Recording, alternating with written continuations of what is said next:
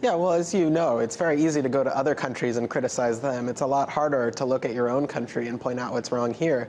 But it's ironic that Hillary Clinton is giving this speech this week when just in a couple days, the U.S. House of Representatives is expected to vote on the infamous bill that I've been on the show talking about many times that would allow the government to shut off websites here at home and censor them from American users.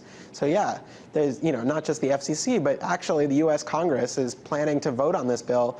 And despite 1 million people around the world trying to get Hillary Clinton to speak out against it, she's remained silent.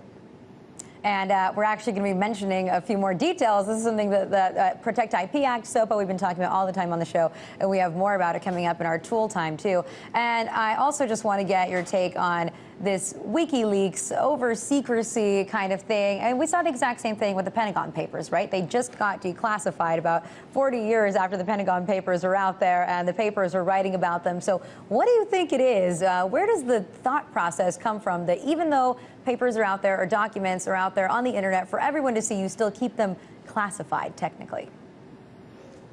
I think your point is right. It's really revealing to see what they withhold. With the Pentagon Papers, just this year they were finally released. And even then, they wanted to withhold 12 words, which they thought were still too secret for the American public to know. But I think a lot of it just comes down to the fact the people at the State Department don't really seem to understand what the internet is. I remember after the WikiLeaks documents came out, they held this big press conference where the spokesperson for the State Department got up there and said, WikiLeaks needs to return this classified material, and the crime is ongoing until they do. And all the journalists just laughed and were like, how can they return the material? It's up on the internet. Apparently people in the government don't seem to understand what that means. Which is, I guess, why we should be all the more worried that they're legislating based on these things. Aaron, I want to thank you so much for joining us tonight. Thanks so much for having me again.